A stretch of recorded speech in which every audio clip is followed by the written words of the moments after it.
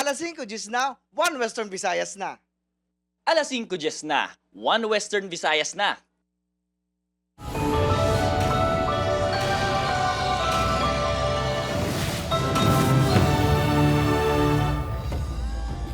Mga balitang atong tutukan subong nga Miyerkules, posibilidad nga may criminal group nga ara sa likod sang serye sang pagpang-hold up sa probinsya sang Iloilo, ginatutukan sang IPPO. Lalaki nga nagabaligya sang herbal products, gin-hold up sang riding in tandem suspect sa Santa Barbara, Iloilo. 20,000 pesos nga kwarta nataban. 4 ka persons of interest ginatutukan sang kapulisan sa pag-hold up sang fuel tanker sa Pavia, Iloilo. Bacolod City LGU kag LTO6 ipatuman ang mas hugot ng operasyon batok sa kolorum nga PUJ sa Pebrero 17. Exclusive, isa sa 4 ka manugbulang nga ginaligarging kastigo sang kapulisan sa Sibalom nagpahayag nga ginpahog nga patsyon sang mga pulis. Kag prinsesa ng City Jail Stars nakipiyesa sa Dinagyaw sa Tablas Festival sa Banwa sang Candoni. Ini ang GMA Regional TV, 1 Western Visayas. Mayong hapon mga kapuso, ako si Gertrude Charlatan, negosyante sang herbal products, ginaaligar, gin-hold up sang riding in tandem suspect sa Santa Barbara, Iloilo. IPPO ginatutukan ng posibilidad nga may organisado nga grupo nga nagapang-hold up sa probinsya. Si John Sala nakatutok live sa barangay Pandak, Pavia, Iloilo. John?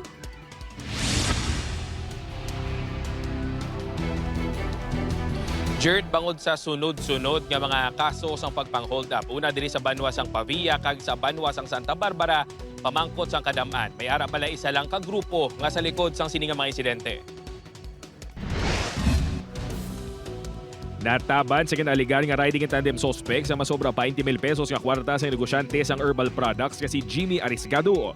Payag sang biktima ginhold up ini sang 2 ka lalaki nga nagasakay sa motorsiklo sa barangay Guno, Santa Barbara, Iloilo pasado alas 6 Martes ang gabi. Nag-deliver ini sa mga ginabaligya nga produkto sa nga naglain ang iyatyan. Nagdulog ini sa igat sang dalan kag ginpalapitan sa mga suspect kag ginhold up. Nagambal nga nang tawag rin kumbaga sa nobla, kwarta lang yamon, ginatayaan ko sa pilit sa kutsilyo, may pusil pa gid. Wala makita sang biktima ang nawong sa mga suspect bangod naka-helmet. Padayon na investigasyon sa Santa Barbara Municipal Police Station sa Natabo. Still kandak kita sang turo investigation kung as to may robbery hold up man nga natabo sir no. As of the moment dira kita nay nagapupos ang aton nga investigation. Ini ang ikaduha na nga sunod-sunod nga adlaw nga may nagluntad nga pagpang-hold up sa probinsya sang Iloilo. Una dire ang pag-hold up sang fuel tanker sa Pavia Lunes ang gabi. Bangod sa serye sa mga insidente, nagmando na si Iloilo Police Provincial Office Director Colonel Bayani Razalan sang maid-id nga investigasyon. Isa sa mga ginapadalman sang kapulisan kung may organisado nga grupo nga ara sa likod sang asod-asod nga pagpang-hold up. Wala kita ni nag-untat no sa pag-monitor sa ila. Ginapatigayon pa nato subong ang madalong investigation sa mga natabo. Sa piyak sinisuno kay Aranyo, wala sang dapat kabalak-an ng publiko.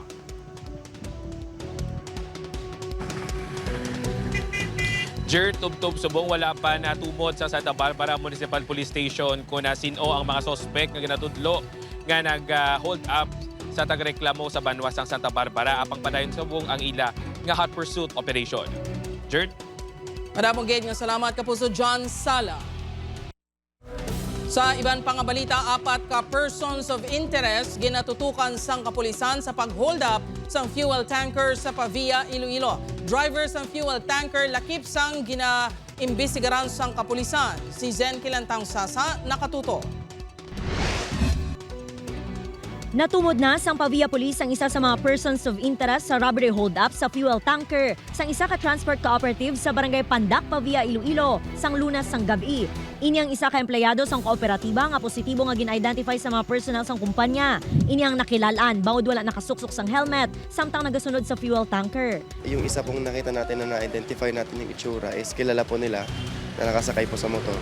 So there is a high possibility na this was an inside job. Padayon man nga ginatumod ang isa pagid ka rider kag ang driver sang auto nga amo naman ang ginatudlo nga ng taya sang pusil sa driver sang fuel tanker nga si Ronnie Juarez. Samtang makita naman sa video nga ini ang pagliko sang auto sa idalom sang Hibao-an flyover padulong sa Banwa sang San Miguel matapos ang pagpang-hold up. Ang tanan nga posible ginagyan sang salakyan kag duha ka mga motorsiklo ang ginausoy na sang kapulisan para makakuha sang dugang nga ebidensya. Sa sini naman nga anggulo sang CCTV camera, makitaan nga antes nga magsulod sa irrigation road sa Pandak, nagpondo pa ang fuel tanker nga daw pareho nga ginpauna ang auto. Lakip man sa ginaimbestigaran ang driver sang fuel tanker, bangod sang wala nagasalanto nga statement sini. Medyo hindi po nagmamatch dun sa CCTV footages at medyo paiba-iba. Dalawang statements na po ang nakuha natin, hindi po sila nagko-contradict po silang dalawa. Ginpayag sang kapulisan nga nagabugat sang 50 kilos ang sinsilyo nga nagabalor 300,000 pesos nga dala ni Juarez kag mabudlay para sa isa lang katao ang paghakwat sang bag bangod sang kabugaton sini. Padayon pang pagpangita sa otoridad sa dugang nga testigo kag CCTV videos agud masolbar ang krimen. Wala pa sa gihapon sang ginpagwa nga pahayag ang tagdumalahan sang Transport Cooperative samtang nagapadayon pa ang investigasyon. Upod kay Cirilo Randuque, Zen Kinantang Sasa, One Western Visayas. Para sa dugang nga mga balita sa Bacolod City, kag pila ka lugar sa Western Visayas, mangin kaupod ta si Adrian Prietos. Adrian? Yes, Jers, mga puso, madamo gid nga salamat.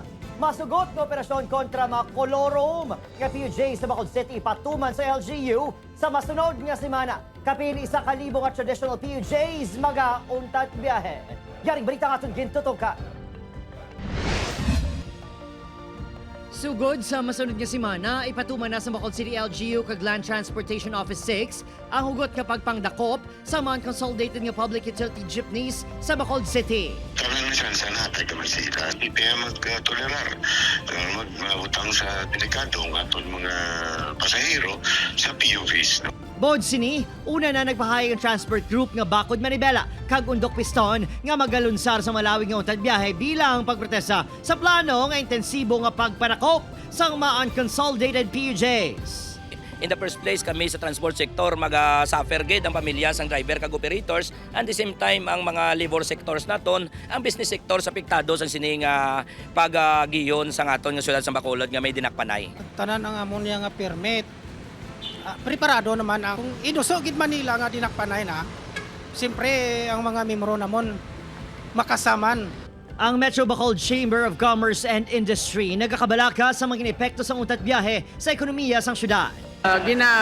Ginapangabay ginamon kung pwede, no? All sectors, the transport sector, kag ang regulatory bodies, could be LTO, could be LTFRB, could be city, to sit down and talk. Sunod naman sa presidente sa Bacolod Modernized Jeepney Association, dapat ipatuman na ang hugot kapag pangdakop sa mga kolorom nga PUJs nga madugay na nga ginapaiway. Ang tuyo na tani is to move forward and not go backwards. Kung amo naman lang gining pakatuan is the modern jeepneys, di kunit diretso na lang go forward. Suno, sa Bacolod Traffic Authority Office, 83% sa mga PUJ sa Bacolod City ang nakapakonsolidate sa LTFRB. Busilingon, 17% sa mga traditional PUJs ang unconsolidated kag makabig nga koloro. Nang pakigangot ng news team sa LTFRB 6 apang nagpaiway pa nga maghatag sang pahayag ang talatapan. Opod, Kiril Casillo, Adrian Prietos, One Western Visayas.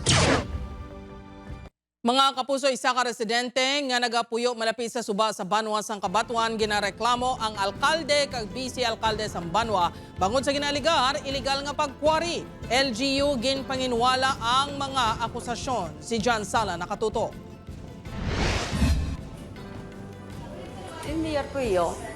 Nag-viral sa damnaglang ang Facebook Live ni Marife Cabuco sang ginsulong sining opisina ng Kabatuan Mayor Elizalde Pueyo kag Vice Mayor Ronilo Caspe bangod sa ginaligar sini nga illegal nga pagpatigayon sang kuwari sa barangay Salakayan. Suno sa tagreklamo wala sang inipresentar nga permit ang local government unit. Naglaksaman kuno ini sa duta nga napanag-iyahan sang iya pamilya.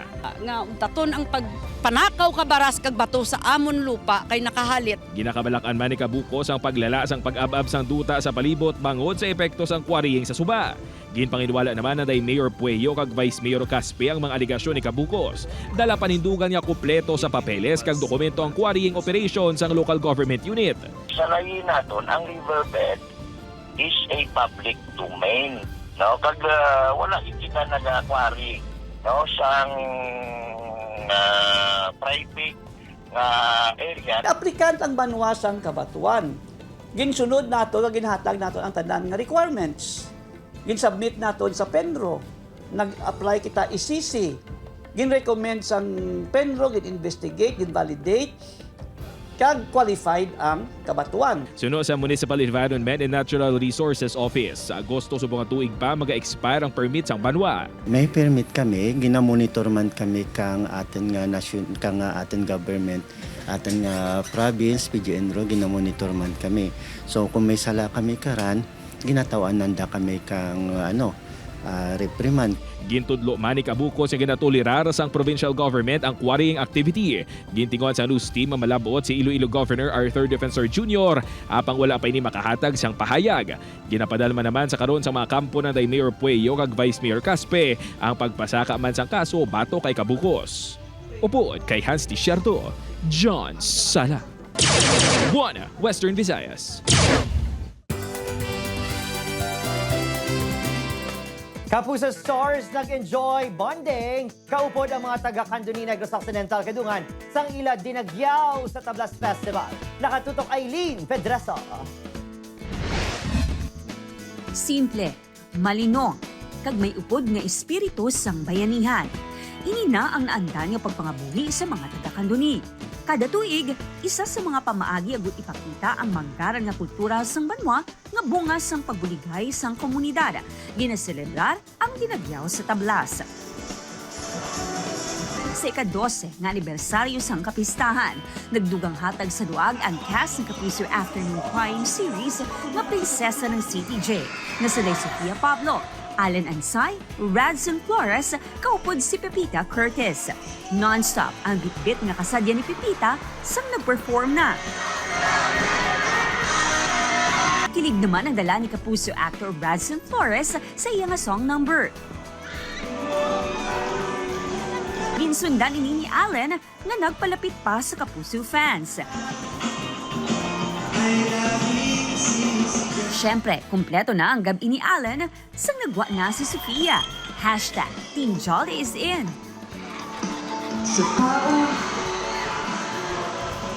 Ayun, sobrang saya mag-perform kasama yung mga Candonians.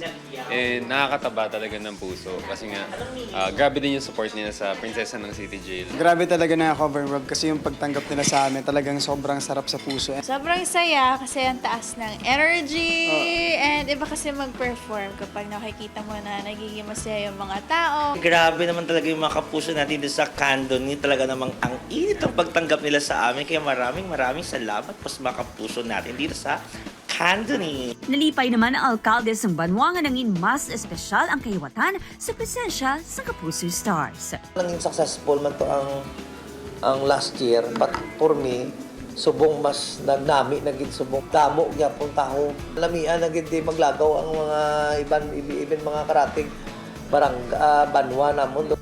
Upod Geruel Bangoy, Aileen Pedreso, 1 Western Visayas. Bantayan, exclusive, isa sa 4 ka mga manugbulang nga ginaligargin kasigos ang kapulisan sa Sibalom, nagpahayag nga ginpahog nga patyon sa mga pulis. Ginareklamo nga pulis na gatubang na sa Napolcom 6. Ini ang GMA Regional TV, 1 Western Visayas.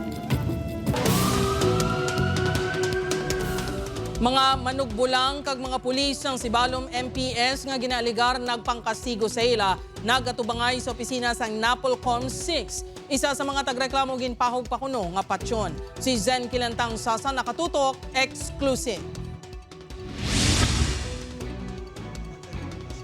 May bali sa dughan mga hanog sa lawas kag hindi makalakat sa maayo ang 56 anyos nga si Enrique Lastimoso sang Barangay Cochero Molo. Ini kuno ang resulta sang ginaalagara pagpangkastigo sa iya sa mga pulis sa Sibalom Antique. Si Enrique ang isa sa 4 ka mga nadakpan sang Sibalom pulis nga ginapahayag nagpangdaya sa Bulangan. Suno sa iya 3 ka beses ini nga ginsulod sa kwarto kag ginkastigo. Gintingal pa ini sang armas sang pulis apisar nga nagapakitluoy sa ila.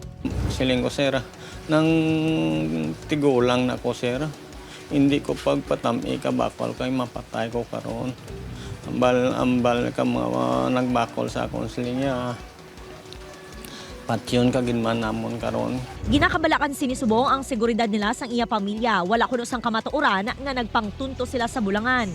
Samtang nag-atubangay na sa National Police Commission 6 ang isa sa mga biktima nga si Alin Diaz, kag ang 8 ka mga pulis lakip na ang hepe sang Sibalom MPS. Nagapanindugan naman ang hepe nga wala sang pulis nga nagkastigo sa mga bulangero. Group of syndicated sila ma'am nga gaagto sa bisan diin nga mga bulangan kag amura ang ginaubranan da. So actually band naman na sanda sa sa may other cockpit arena kadya. And ginatry pa namon i-encourage other witnesses or other complainant nga magto sa station para makapag-file kami separate complaint. Dugang pa sang pulis nga ang duha ka upod sa mga tagreklamo nga nakapalagyo ang taga Mindanao. Handa naman ang mga pulis nga atubangon ng reklamo. Suno sa NAPOLCOM 6 hindi dapat magkahadlok ang mga biktima sa pagtuad sang kamatuoran. Handa naman ang NAPOLCOM nga magbulig agud mahatagan hustisya ang mga manugbulang. Then they will execute affidavit nga amo na ang pulis allegedly nga naghimo sa iya sa Mayo. So that makagather kita sa mga pieces of evidence nga makakanda kita sa pre-charge investigation. Magluwas sa NAPOLCOM, ginpatawag man sang Commission on Human Rights ang mga tagreklamo. Upod kay Cirilo Randuque, Zen Kilantang Sasa, One Western Visayas.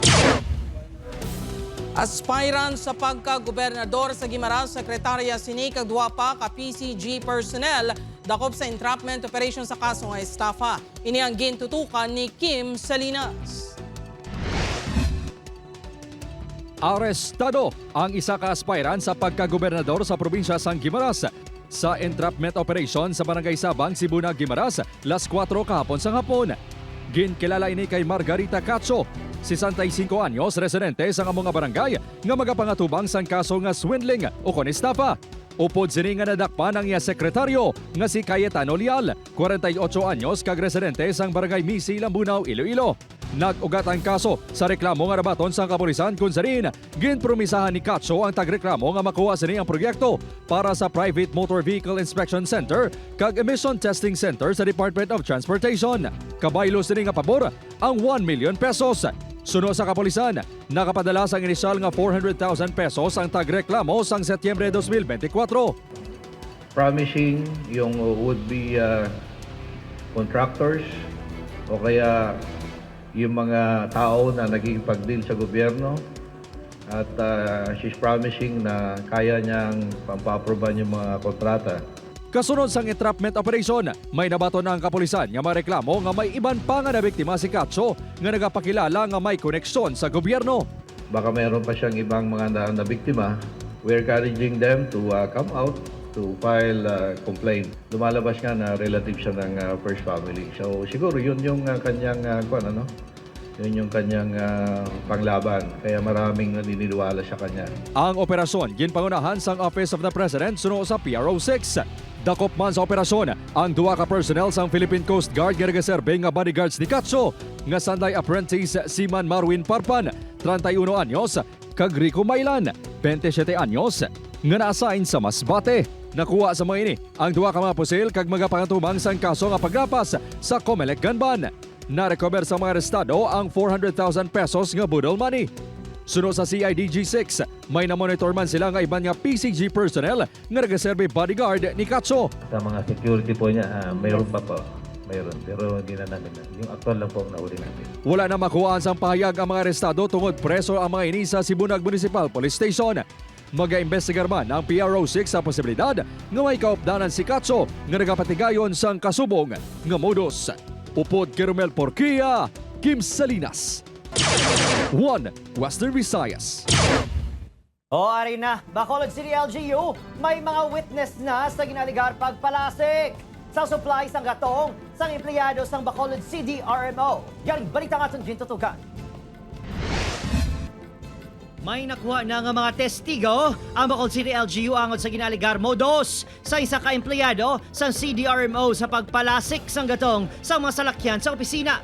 Ang mga ginakabig testigo, amo man ang nagserve nga tagreklamo batok sa ginaimbestigaran nga empleyado. May oath ng every government employee to reveal nga maghatag sang magsisiwalat ng mga katiwalian kung may nabalaan sila. So in fact, it's the responsibility of these employees nga maghambal sa local chief executive kung may ara sang mga allegations of corruption or illegalities nga kakatabo sa ilang department.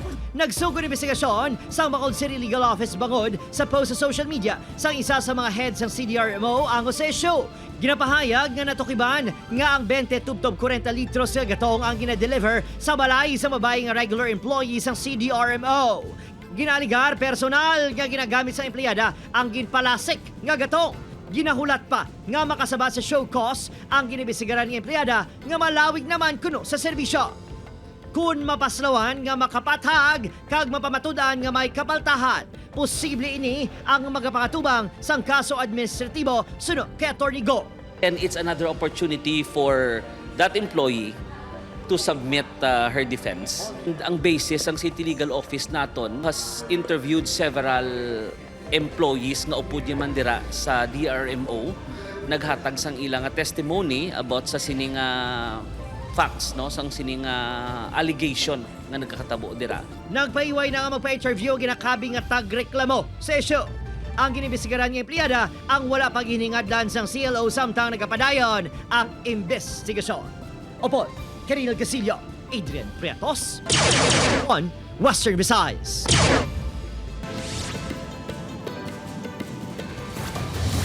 May mga persons of interest na ang Dumangas Municipal Police Station sa posible suspect nga nagtiro patay kay Jo Marie Torres, nga isa ka manugbantay sang pantatan sa Barangay Pulao, Dumangas, Iloilo. Wala pa gin detalye sang kapulisan kung sino ang mga persons of interest. Apang dumot ang ginapadalman nga motibo sang kapulisan. Madumduman nga nasapuan nga may igo sang ginapatihan 12-gauge shotgun ang biktima nga ginapahayagin tiro samtang nagahigda sa sulod sang payag sini sa nasambit nga lugar. Nabatian pa sa mga kaingot sini ang mga lupok sang armas. Ang biktima ang pangayaw lang sa lugar apang madugay na nga nagatiner dire. Totally gutted ang ining taxi nga nasunog sa Diversion Road, Mandurriao. Suno sa BFP Iloilo City nga nag-aso ang makina sang taxi rason nga ginpapanawag sang driver ang duha ka mga pasahero. Ginlantaw pa sang driver ang parte sang taxi nga nag-aso apang nagkalayo na ini kag naglapta sa iban nga bahin sa salakyan. Wala pa matumod ang balor sang halit nga ginbilin sang sunog.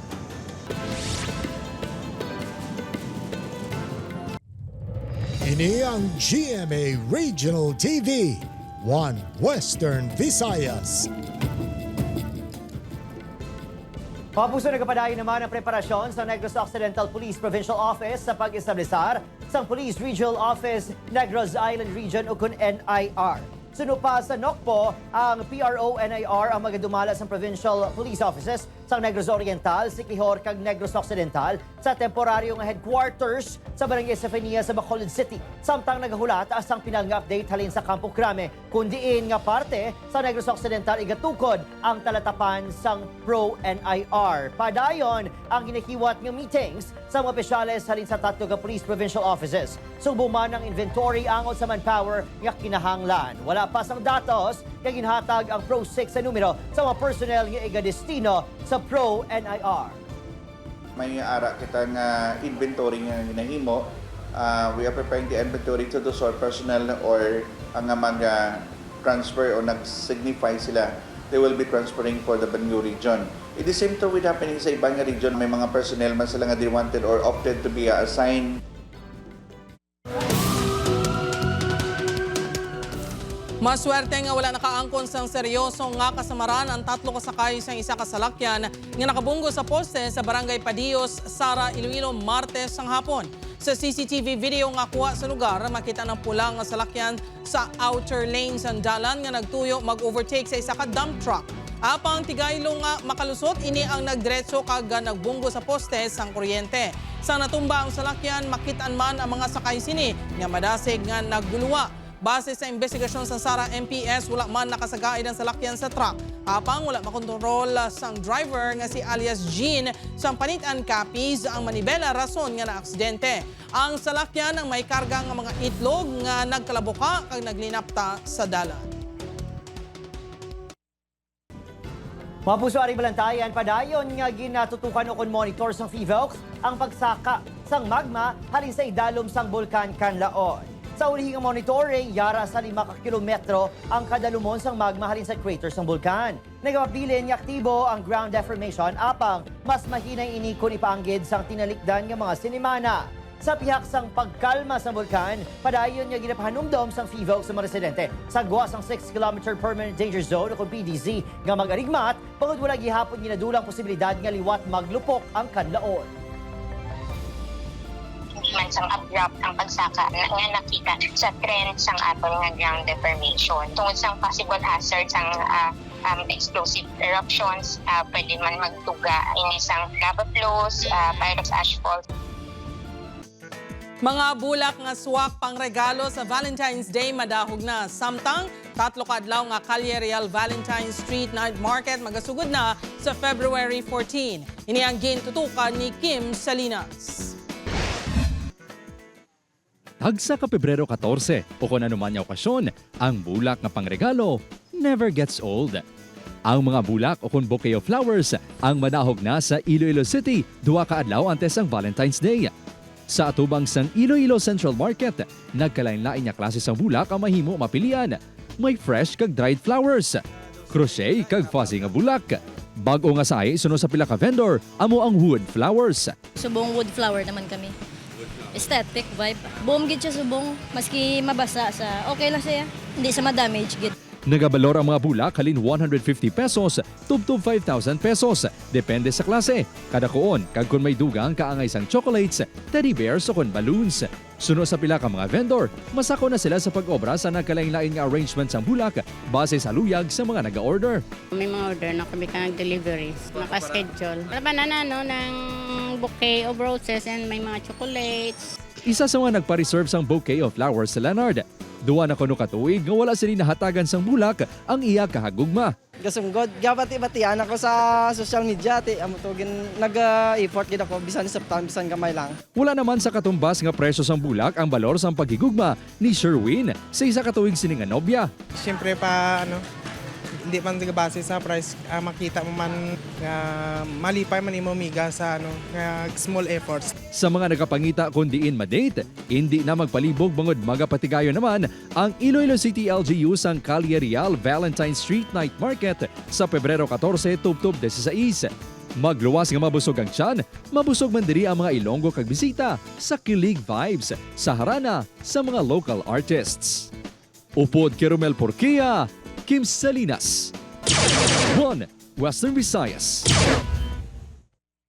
Mga kapuso, suspendido ang face-to-face classes sa tanan nga level sa Iloilo City Buwas, February 13. Base sa executive order nga ginpagwa ni Iloilo City Mayor Jerry Treñas, ang suspensyon ang kaangos sa Grand Rally sang Alyansa para sa Bagong Pilipinas. Kaangos ini ginarekomendar sang Iloilo City Government sa mga eskwelahan nga magpatigayon sang alternative delivery mode of instruction.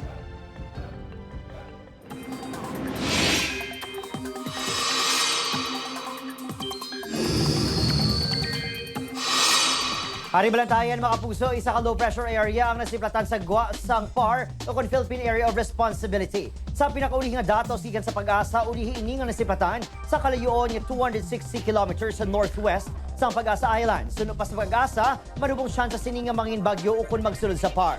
Nagapalayo naman ini sa pungsod. Apang posible gihapon ang mga pag-ulan sa pinakabahin sa pungsod bungo sa iban pa nga weather system. Base sa datos sa Metro Weather, may mga pag-ulan gihapon pero lapta-lapta lang sa pinakabahin sa Aklan, Capiz, kag Iloilo. Posible man ang pag-ulan sa nabiling nga bahin sa pungsod.